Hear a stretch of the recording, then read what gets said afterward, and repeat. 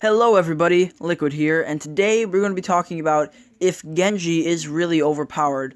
Now, if you guys are joining me in my first video, I really appreciate it for you guys giving me a chance. I promise that there will be more videos out later this week, and just sit back and, agree with me, disagree with me. If you agree, leave it down in the comments. If you disagree, leave it down in the comments.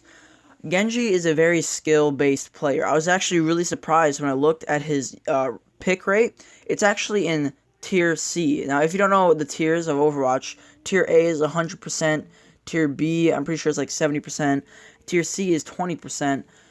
So he's actually only used 20% of the time, which I found very surprising. 100% was McCree and Mercy, surprisingly. I don't know if that's updated, but I'm pretty sure it is, which I found surprising, because I don't know about you guys, but I always see Genjis. If I'm not a Genji, someone else is a Genji.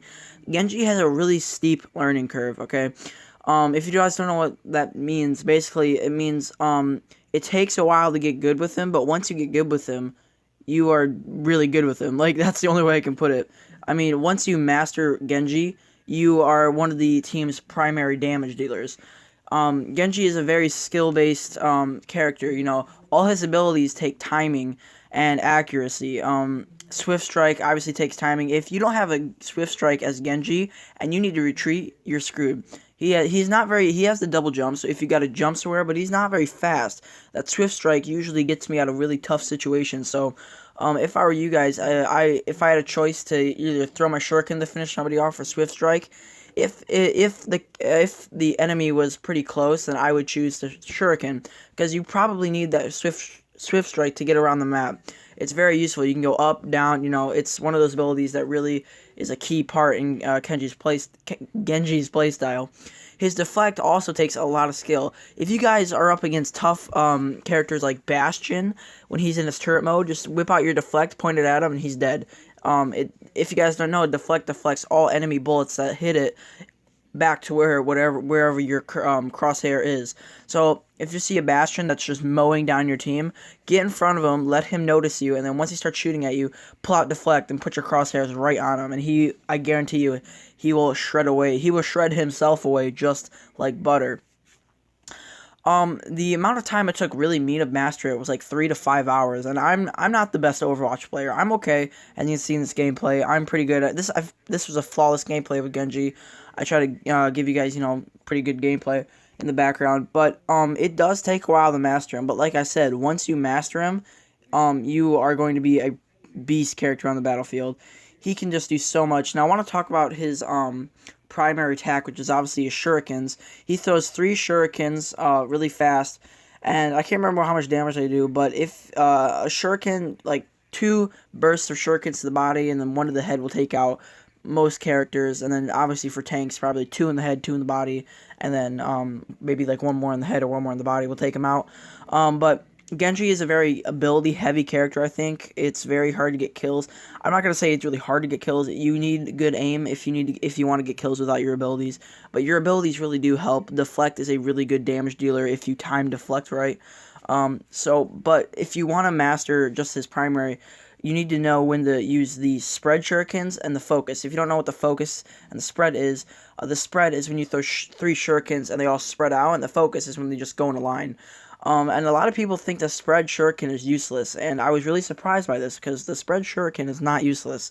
If there's an enemy that's pretty close to you, like, I'm not saying, it spreads pretty fast, so it's going to need to be close, but if you throw that, that's a guarantee hit, and those shurikens do a lot of damage, so just point at the head and spread shuriken, and more than likely you get a headshot if they're pretty close. Also, if the enemy is in a group, that's a really good damage dealer. Just throw that, and they each get like a shuriken to the face, and those do a lot of damage. Then whip out a deflect, and then a Swift Strike, and then have your team help you, and you could get easily like half their team, probably more than that, down with Genji.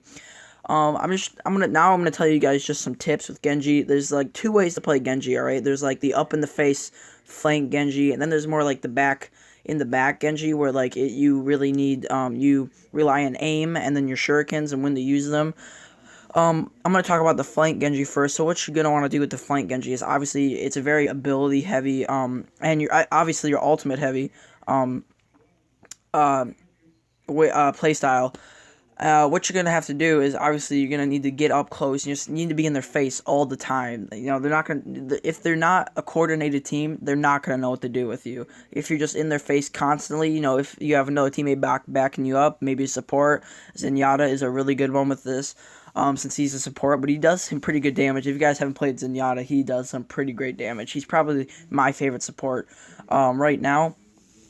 But yeah, just, you know, stay in their face, and that's, I like that playstyle a lot more. Not because it's better, just because it's a lot more fun than just staying in the back throwing shurikens. I just think that's a little boring, but that does get you the kills if you're looking for you know, just to improve your aim, or just, you know, get some medals or whatever the case may be. That is pretty good for that. But I just find the up in the face a lot more entertaining. I want to talk about Genji's ultimate a little bit, because timing with that is everything. For that ultimate, you're not just gonna want to just use it when the enemy's in a group. You're going to want to use it when your team is like capturing a point, or pushing the payload, or, you know, defending the payload if if the enemy's all around the payload, and you need to use it to get rid of them so they don't push on. That's a good time. Don't just use it when you're alone and go for the 5-man. That's not going to work. You want to only use it in team fights. You probably want to use it right when the team fight is breaking out. Is probably the best time to use Genji's ultimate. It's a really good ultimate, but, you know, most of Genji's abilities take timing. Genji himself takes a lot of timing, okay? If you want to play Genji, you just got to get good with the timing and know when to use his deflect, his swift strike, and obviously his ultimate. And you want to keep moving with him. He's a pretty mobile character, you know. He's one of the only characters who can double jump, I believe.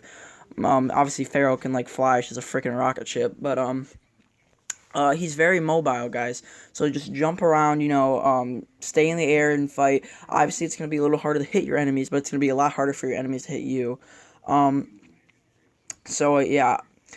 And, yeah, I think that's about it, guys. I just want to talk about Genji a little bit. If you are here, I really appreciate it for you guys giving me a chance. This is a new channel, and I just appreciate you guys being here. So thank you guys so much for being here, and I will see you guys next time. Leave a like if you enjoyed, subscribe if you already haven't, and remember, drink your liquids. Alright guys, see you next time.